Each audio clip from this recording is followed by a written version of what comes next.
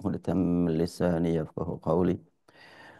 الحمد لله الذي أنزل القرآن على خاتم الأنبياء، أرسله رحمة للعالمين فهو أزكى الأزكياء، وامتن على أمته أن جعلهم من أهل الذكر والثناء، فأخلصوا له الركوع والسجود وهم يكثرون الدعاء، فزادهم المولى تبارك وتعالى آلاء فوق آلاء، ونجاهم بمغفرته من دار الأشقياء، وأسكنهم بفضله ورحمته فسيح دار الأتقياء. أشهد أن لا إله إلا الله وحده لا شريك له، شهادة من نزه ربه عن الشرك ونفى، وهو حسبنا في كل حال وآن وكفى. وأشهد أن سيدنا وحبيبنا وشفيعنا ومولانا محمدا عبده ورسوله أزكى الأنام شرفا. Salawatullahi wassalamuhu alaika ya Rasulullah, antan nabiyul mustafa, wa ala alika wa ashabika ahli sidqi wal wafa, wa man ittaba'ahum bi ihsanin ila ayyarithallahu al-ardu wa man 'alaiha bihaythu li atharihi muktafa. Qala ta'ala walladzina amanu wa 'amilus salihati lanubawwi'annahum walladzina amanu wa 'amilus salihati lanubawwi'annahum minal jannati ghurafa. Hamba-hamba Allah, lebih khusus keluarga besar Rumah Sakit Islam dan muslimin muslimat di mana saja berada. Assalamualaikum warahmatullahi wabarakatuh. Kembali kita ikrarkan kalimat tauhid. Kembali kita menghadap kepada Allah memohon agar ketauhidan tertanam dan terpelihara dalam kalbu kita, yang merupakan bekal utama dalam mengisi kehidupan, agar semua gerak, langkah, ucapan, pikiran, perasaan bermakna bagi kepentingan komunikasi dengan Allah Subhanahu wa taala, yang akan mengantarkan kita menuju rahmatnya, ridhonya. Bila kita mendapatkan rahmatnya, ridhonya, yakin Allah akan memasukkan kita ke dalam surga dengan rahmatnya. Dan apabila ridhonya tercurah kepada kita, kita berharap semua dosa kita dihapuskan oleh Allah. InsyaAllah kita lanjutkan kajian surat Yasin yang pada waktu yang lalu baru sampai ayat 60 tapi belum dibahas luas. Baru ngambil pelajaran dari nomor 1 ya. Kita ulang sekilas. Allah Subhanahu wa taala memanggil kepada manusia, kita di dalamnya berada, dengan kalimat ya bani Adam. Kita diingatkan dengan hakikat Nabi Adam. Adam hidup pada zaman yang tentunya kita tidak tahu, dan pada waktu itu beliau bertemu dengan salah satu dari golongan jin bernama Iblis. Iblis menggoda, mengganggu sampai Adam terbawa, tergoda. Maka kita diingatkan, dulu Adam saja tingkat nabi, manusia pertama yang diistimewakan, tentunya yang namanya manusia pertama, yang lain-lainnya sebagai ayah kita semuanya, ternyata sempat-sempatnya tergoda oleh syaitan. Jangan sampai kita merasa aman-aman saja ini. Apalagi tingkatan kita lemah sekali. Kalau tidak mendapat perlindungan Allah, tidak mendapatkan pertolongan dari Allah, sungguh akan sulit untuk aman dari godaan syaitan. Dan salah satu hal yang patut kita pelihara diri kita agar syaitan tidak selalu mengganggu, justru kita harus mengusirnya, membuat dia nangis, merintih, di antaranya dengan sujud.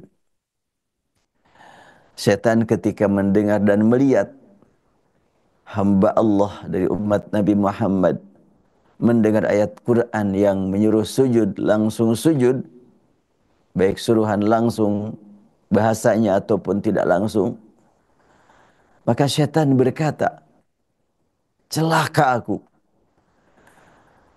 Manusia disuruh sujud, langsung sujud, falahul jannah.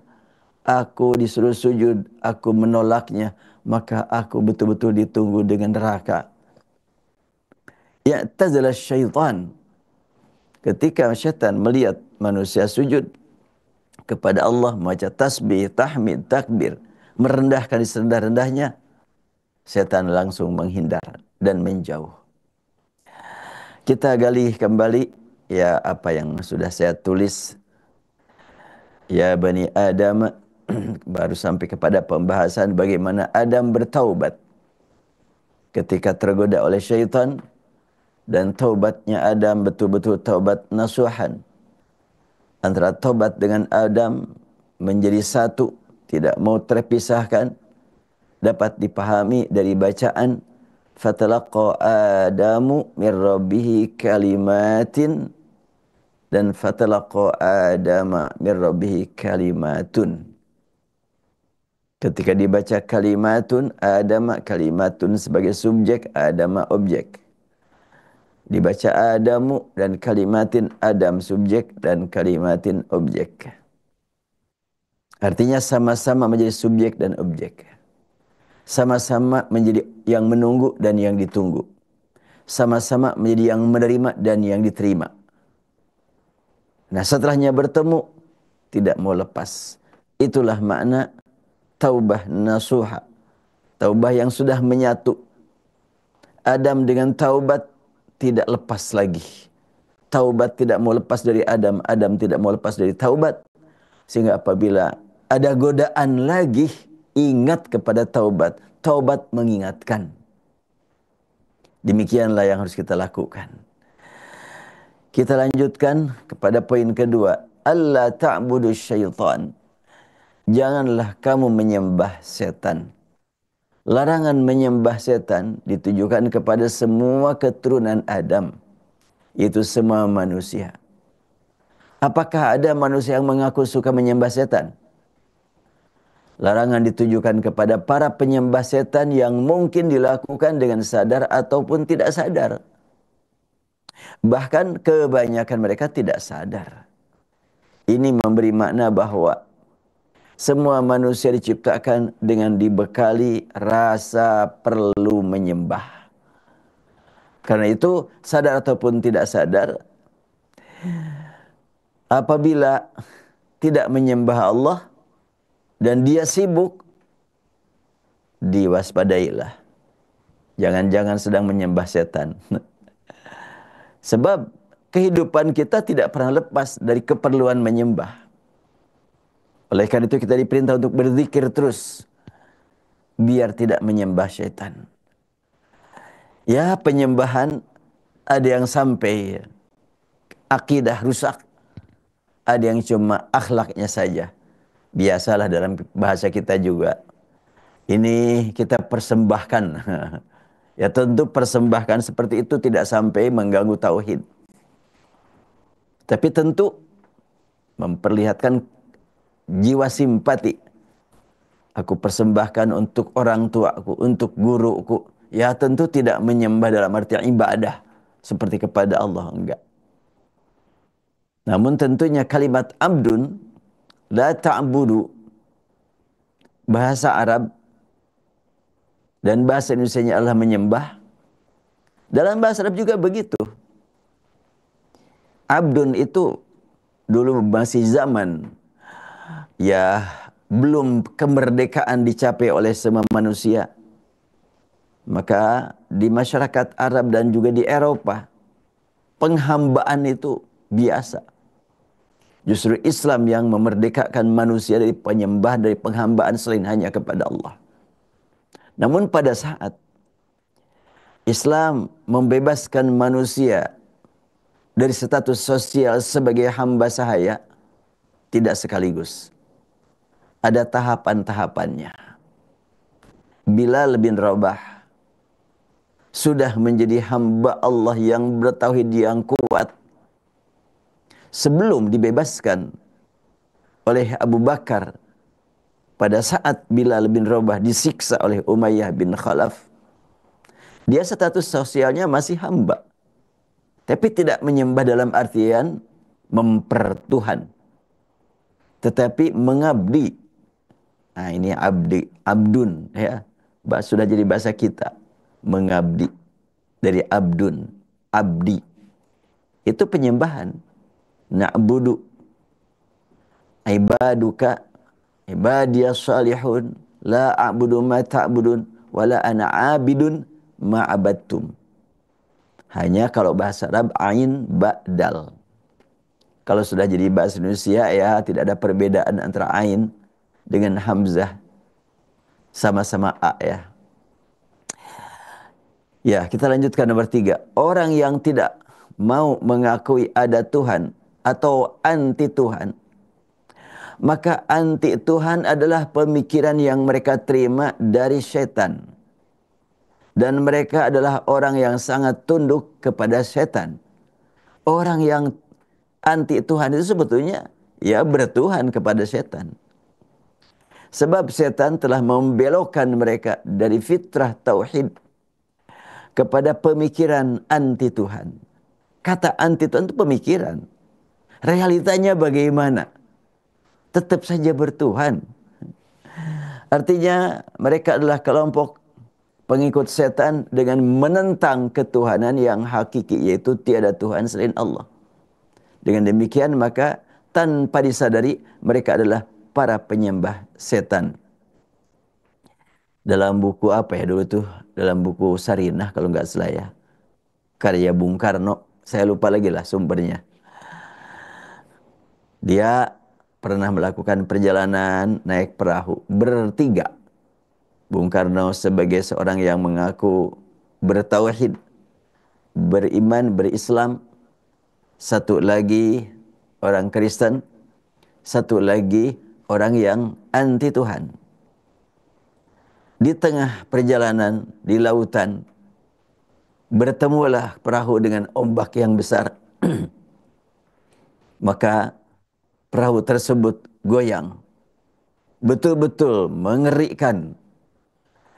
Maka Bung Karno memohon kepada Allah, ya Rabbana, ya Allah, selamatkanlah kami. Yang Kristen berkata, wahai Tuhan Bapa Yesus, selamatkan kami. Udah berdoa, memanggil Tuhan. Yang mengaku sebagai orang ateis anti Tuhan, bingung dia. Merasa penting pertolongan, tapi kepada siapa mohon pertolongan? Diam terus. Tapi pas goncangan kuat, Bung Karno semakin khusyuk memanggil ya Allah. Yang Kristen semakin meningkat juga memanggil wahai Tuhan Yesus. Maka kencang lagi sampai akhirnya yang mengaku ateis, yang tidak mengaku adanya Tuhan, spontanitas dia berkata, ya Tuhan. Setelahnya tenang, Bung Karno nanya, kamu tadi manggil ya Tuhan juga ya? Akhirnya dia, oh iya katanya. Itu di luar nalar, di luar kesadaran. Padahal itu yang sadar sebetulnya. Dibilangnya di luar kesadaran. Intinya bahwa manusia membawa fitrah bertuhan. Maka Al-Quran menyuruh kepada siapa harus bertuhan. Jangan kepada yang lain. Selain hanya kepada Allah. La ta'budu syaitan. Wa ani'buduni, lanjutannya. Karena itu kalimat tauhid pertama dengan la ilaha illallah. Tiada Tuhan selain Allah. Artinya mereka mengaku Tuhan selain kepada Allah, kepada selain Allah. Maka langsung dibantah la ilaha illallah. Banyak kelompok yang beragama Islam yang terlihat rajin ibadah, sholat, baca Quran dan ibadah lainnya, namun tidak semua mereka menikmati hakikat ibadah, yaitu komunikasi dengan Allah dalam keadaan merendahkan diri yang sesungguhnya. Dalam praktek ibadah ini ada yang lebih perhatian kepada komunikasi dengan kelompoknya. Artinya segala sesuatu tergantung kepada ketetapan kelompoknya. Termasuk cara ibadah yang mereka lakukan. ketika ada satu pihak yang menikmati ibadah tenggelam dalam suasana khusyuk, maka kelompok tersebut dengan tidak ragu menjatuhkan nilai negatif dengan berkata, ibadah tersebut tidak akan diterima sebab tidak sesuai dengan yang dicontohkan. Ini sekarang banyak sekali yang begitu ya. Tidak akan diterima. Urusan terima dan tidak terima Allah yang atur ya. Tapi kalau orang berkata, ibadah dia itu salah ini. Secara hukum fikih salah ini. Tapi semoga Allah menerima. Itu yang tepat. Bukan sholatnya gak benar. Gak diterima, ditolak. Dari mana tahu ditolak? Tapi kan hadis menyebutkan, man ahdatha fi amrina hadza ma laysa minhu fahuwa raddun. Baik. Man ahdatha fi amrina hadza. Siapa yang membuat yang baru? Baru satu. Fi amrina, dalam urusan agama, dalam urusan ini. Ma laysa minhu, bukan diambil dari situ, raddun, ditolak. Bagaimana kalau sekarang sholat, menghadap kiblat, membaca Allahu Akbar, apakah itu bukan min amrina? Min amrina semuanya itu. Baca Fatihah, mungkin baca Fatihahnya kurang bagus, radun. Enggak begitu juga. Membaca Fatihahnya dari Allah, dari Rasul. Tapi praktik membacanya tidak seperti apa yang Rasulullah bacakan. Itulah kemampuannya baru nyampe di situ. Kemudian umpamanya, praktek rukuknya atau sujudnya ada perbedaan dengan yang lain, gak usahlah kita langsung memponis ditolak. Urusan terima dan tolak hanya Allah yang tahu. Boleh jadi ada orang yang secara fikih dia baru belajarnya juga. Belum lama belajar Islam, belajar sholat, baru hijrah. Tentunya ya belum banyak ilmunya juga. Tapi dia menikmati kekhusyuan, menikmati ta'abbud, menikmati taqarrub kepada Allah. Yakin Allah tidak akan menyia-nyiakan upaya hambanya. Mungkin dari bidang ini kurang, dari bidang ini lebih. Mudah-mudahan tertutupi kekurangannya dengan kelebihannya. Bukan kelebihannya ditolak, dihapuskan karena ada kekurangan. Enggak demikian. Hanya Allah yang Maha tahu. Jadi kita tidak berlandaskan apa kata kelompok, apa kata guru, urusan terima dan tidak diterima. Kita mohonkan kepada Allah. Yang belum beres ibadahnya, semoga Allah ampuni. Kita juga tidak tahu. Ya sayalah gitu. Seperti apa ibadah saya kalau Rasul melihat. Masih jauh untuk mencapai yang disebut kama ra'aitumuni. Masih jauh. Tapi jangan sampai kecil hati. Taqabbal minna innaka antas sami'ul alim. Sekiranya ditemukan dengan jelas ada kesalahan, maka alangkah baiknya kita doakan semoga Allah mengampuni serta berkenan menerima ibadahnya. Karena orang tersebut benar-benar merendahkan diri di hadapannya. Orang beribadah, kata ibadah, jelas merendahkan diri. Ya ada kesalahan secara keilmuan menurut kita. Boleh jadi Allah menutupi kesalahannya dengan ubudiyahnya dia, dengan ketundukannya dia. Kita ketahui bahwa hakikat ibadah adalah merendahkan diri. Jika diketahui ada kekurangan dari satu segi, maka diharap dapat tertutupi dengan kelebihan di segi lainnya. Dalam ayat kita perhatikan kata asyaitan. La ta'budu syaitan ya bani Adam la ta'budu. Alam ahad ilaikum ya bani Adam alla ta'budu syaitan. Penulisan lafaz syaitan, asyaitan seperti ini tanpa huruf alif adalah kata sifat yang diambil dari akar kata syata, masuk pada wazan fa'lan. Syaitan, fa'lan. Jadi syata, alifnya jadi ya, ya. Syai. Kemudian alif panjang setelah to itulah tambahan, nun juga tambahan. Kalau akar katanya syata, berarti apa maknanya kalau syata? Terbakar dan binasa. Atau diambil dari kata syatana. Kalau syatana, kalau timbangannya ya, wazan, timbangan. Kalau syaitan diambil dari kata syata, jadi fa'lan. Syaitan, fa'lan. Atau dari syatana, dengan wazan fay'al. Maka ya huruf tambahannya. Kalau dari syata, huruf tambahnya adalah alif dan nun. Ya. Kalau dari syatana, maka huruf tambahannya adalah ya dan alif. Fay'al, syaitan. Apa arti syatana? Jauh. Kalau syata binasa, terbakar. Kalau syatana adalah jauh. Syaitan berarti makhluk yang terbakar, binasa, yang jauh dari rahmat Allah. Ini tinjauan formulasi kata. Meski lafaz ini memiliki makna yang negatif, terbakar, binasa, jauh, tetapi di kalangan sebagian orang kafir, kata setan terkadang dianggap sebagai sesuatu yang dibanggakan.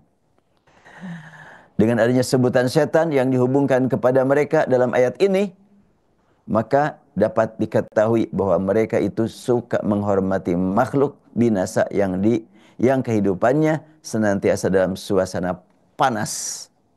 Di surat Al-Baqarah kita temukan, wa idza laqul ladzina amanu qalu amanna wa idza khalau ila syayatinihim qalu inna ma'akum idza khalau ila syayatinihim. Orang-orang yang pura-pura muslim padahal tidak, padahal mereka memusuhi, bertemu dengan muslim, amanna, kami beriman kok kayak kamu. Tapi ketika mereka bertemu dengan setan-setan mereka, inna ma'akum, kami bersamamu.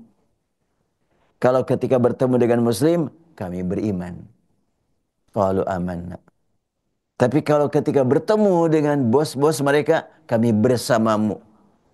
Bukan cuma keimanan, tapi pemikiran, perasaan, gerakan, ucapan bersamamu. Itu kalimat ma'akum. Ya, kembali. Kata syatana yang berarti jauh ya. Syata yang berarti panas, terbakar. Di dunia sering diungkapkan untuk kondisi udara yang berhubungan dengan fisik. Namun sering juga diungkapkan untuk menggambarkan panasnya pemikiran. Aduh, lagi panas aku ini. Perasaan juga, perasaan batin. Lagi panas. Dan terkadang panasnya syahwat. Ya, hot. Sering digunakan istilah hot. Jadi siapakah setan itu? Dan siapakah penyembah setan yang sebenarnya? Mereka adalah orang-orang yang merasa terbakar dengan melihat kaum muslimin dalam keadaan tenang, dalam suasana kerukunan, menikmati ibadah. Ini adalah setan dari golongan manusia ketika melihat umat Islam sayang menyayangi, persaudaraan semakin baik, kemudian saling mendoakan atau sering membaca doa. Saling mendoakan, hendaklah kita lakukan. Itulah umat Islam. Membuat orang-orang luar itu kesel. Gimana kok bisa rukun begitu? Harus dikacaukan nih. Harus diganggu nih. Maka mereka berupaya dengan berbagai cara untuk mengganggu. Terkadang tanpa disadari, orang yang mencari ilmu, yang belajar tafsir, belajar hadis, tanpa sadar pentingnya kerukunan antar sama mukmin enggak dipelihara. Malah serang sana, serang situ, tuduh sana, tuduh situ. Ponis sana, ponis situ. Ya Allah. Khawatir. Itu adalah termasuk program setan tanpa disadari. Dilakukan oleh orang yang sedang mencari ilmu. Ya tapi jelas salah kok. Gak benar ini. Iya baik, kita doakan semoga dapat ampunan dari Allah. Enggak bisa. Salah ya salah lah.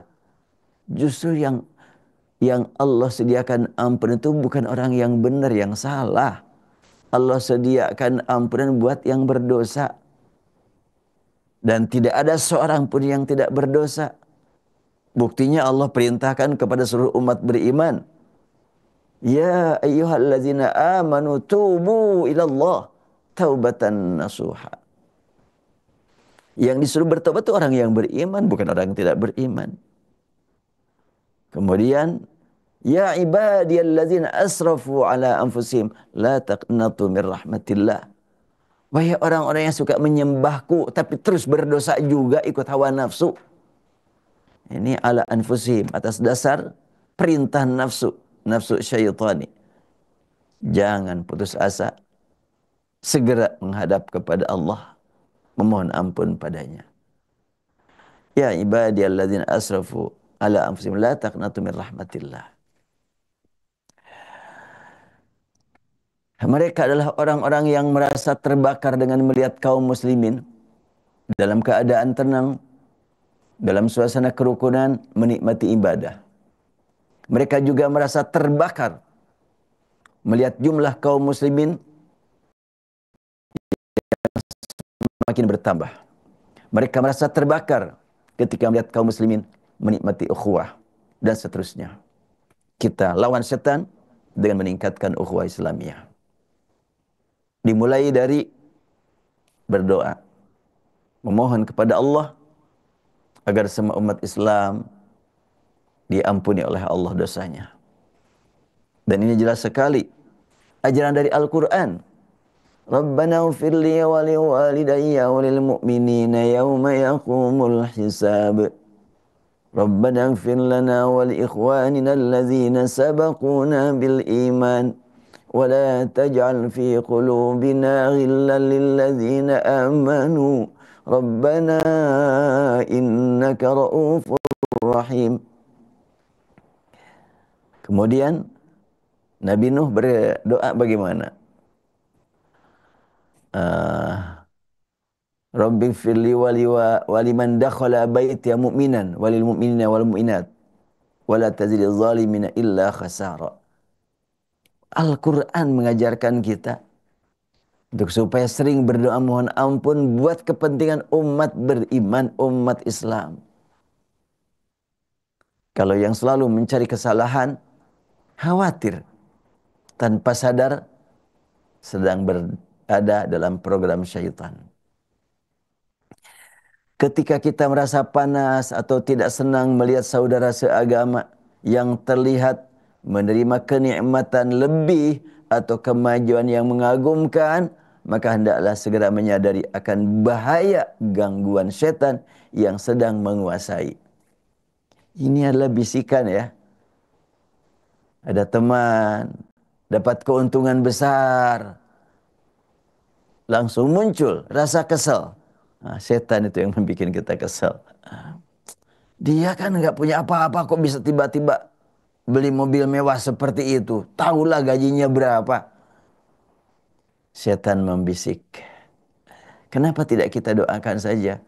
Ya Allah, telah Engkau berikan nikmat kepada saudaraku, temanku yang sangat mengagumkan, yang sangat menggiurkanku. Jadikanlah dia hamba yang bersyukur. Kalau dia bersyukur, tentunya akan bermanfaat buat yang lain juga.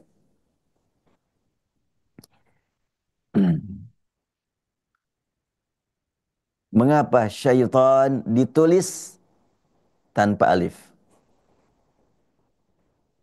Ya tadi sudah saya bahas di awal, ditulis tanpa alif. Tulisan ini tentunya pasti punya makna.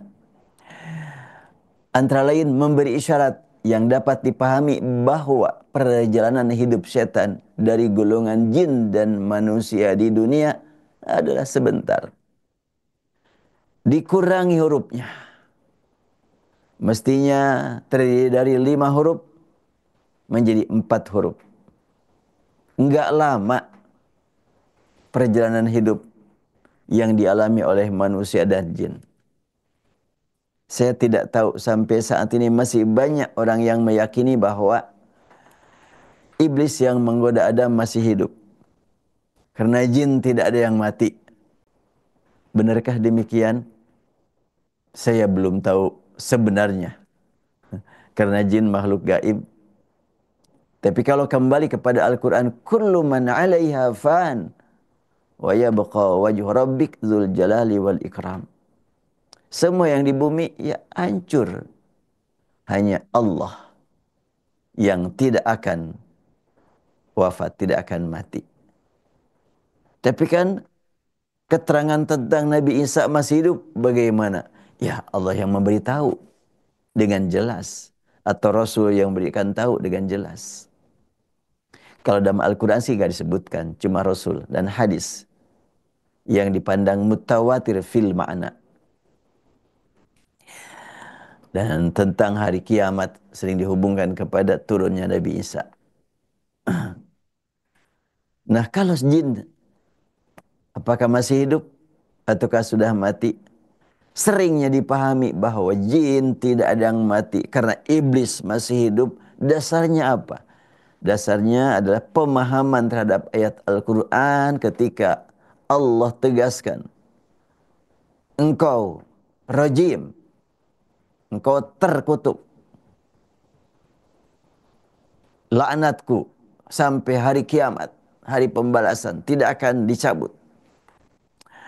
Maka iblis berkata, Rabbi bima aghwaytani. Uh, uh, Ayatnya apa lagi ya? Fa'anzirni ila yaumi yub'atsun. Qala innaka minal munzarin ila yaumil waqtil ma'lum. Wahai Rabbku, karena telah kau tetapkan aku sebagai makhluk yang tidak mungkin akan mendapatkan pintu taubat, pintu ampunan, perbaikan. Kalau begitu, aku sudah ditetapkan akan celaka. Aku mohon mengajukan permohonan. Apa mau kamu, wahai iblis? Aku mohon engkau berikan kepadaku hidup sampai hari dibangkitkannya makhluk lain setelahnya mati. Mereka dibangkitkan, aku dimatikan oleh engkau. Ini permintaan. Apakah dikabulkan seperti itu? Fa'anzirni ila yaumi yub'atsun. Beri tangguh aku hidup sampai hari dibangkitkan orang-orang lain atau makhluk lain.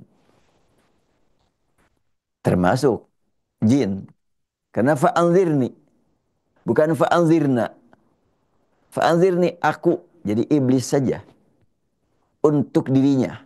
Dia minta hidup sampai kiamat terjadi masih hidup. Sampai semua makhluk sudah mati, dia masih hidup. Pasti bahwa makhluk yang lain dibangkitkan, baru dimatikan. Itu permohonan dia. Bagaimana jawaban dari Allah? Innaka minal munzarin ila yaumil waqtil ma'lum.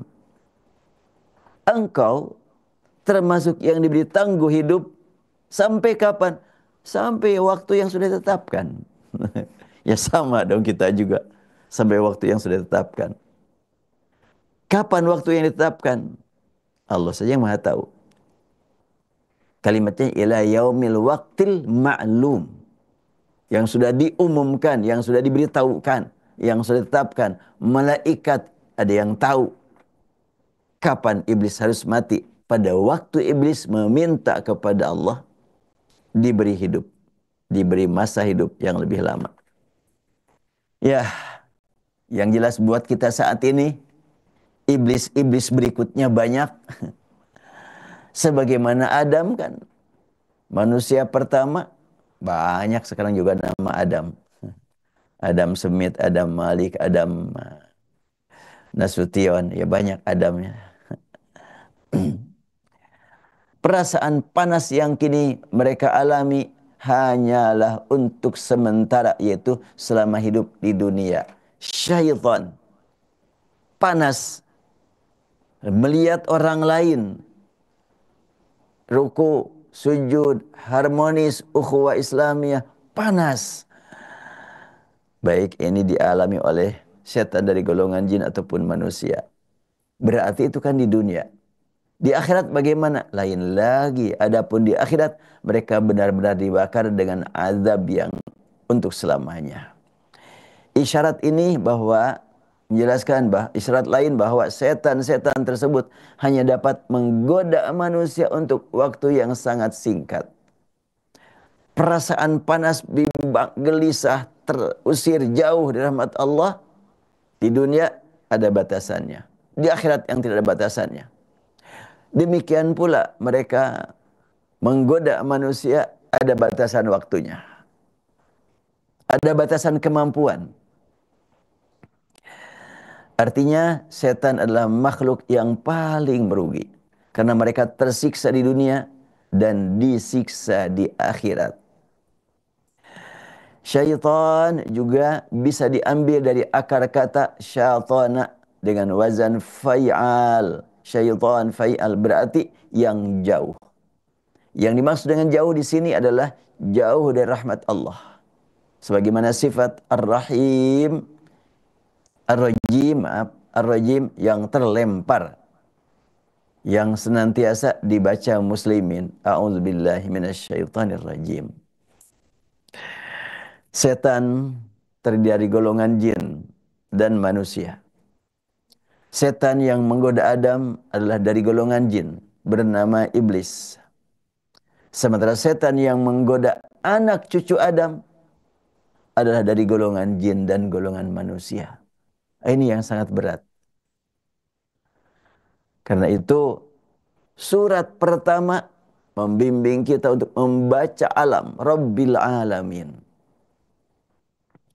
Allah Rabbul Alamin. Seluruh alam Allah yang menentukan, termasuk iblis. Hidupnya sampai kapan, kehidupannya bagaimana, semua jin. Allah Rabbnya. Jadi kalau ada orang yang berkata, Tuhannya orang Kristen siapa? Yesus? Enggak, bukan. Tuhannya semua alam Allah. Ya. Rabbukum wa rabbu abaikumul awwalin. Ketika Nabi Ibrahim ditanya oleh Fir'aun, nah Raja Namrud ya, bukan Fir'aun ya, atau juga ayahnya, ya berkata, Robku, Rob kamu Allah.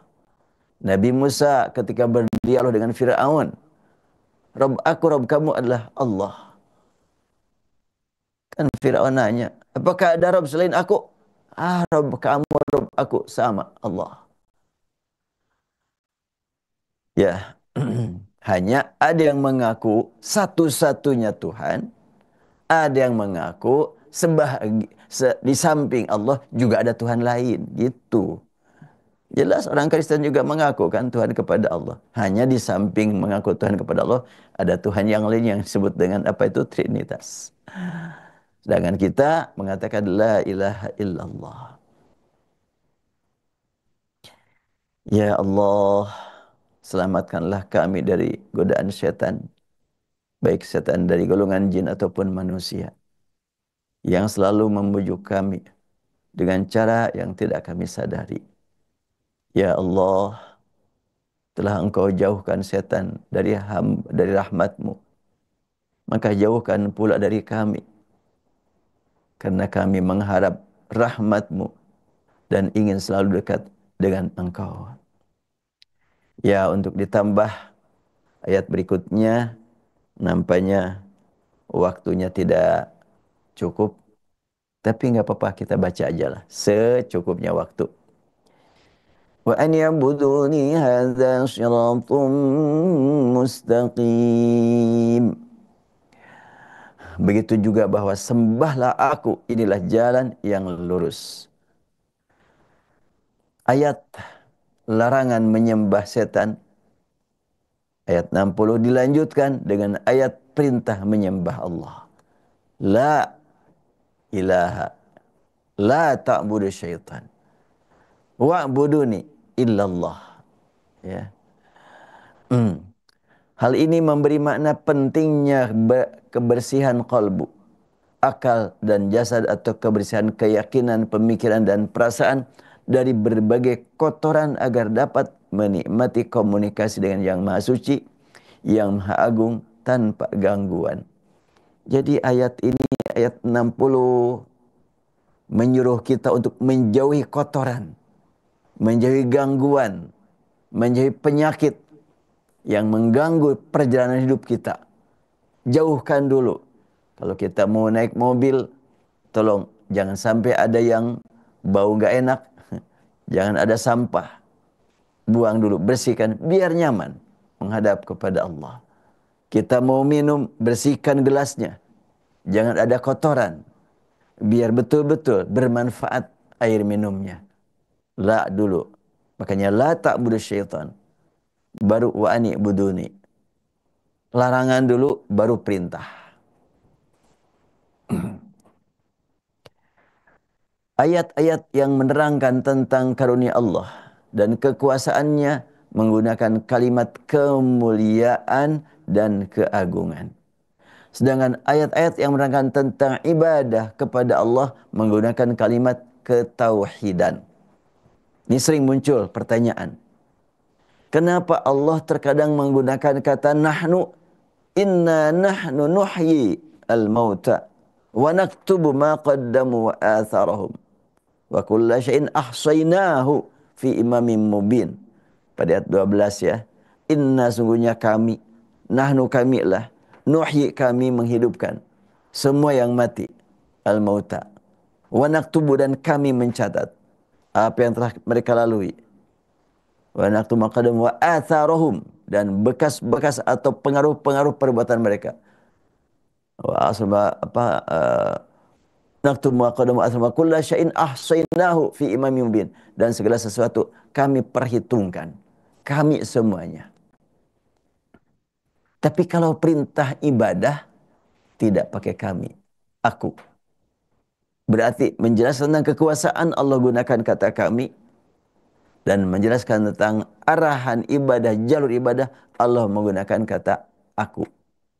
Wa ma khalaqtul jinna wal insa illa liya'budun. Karena penegasannya adalah liya'budun, maka diawali dengan nikmat wa ma khalaqtu. Padahal di kalimat-kalimat yang lain, ayat-ayat yang lain, kita temukan kalau khalaqa itu pakai na.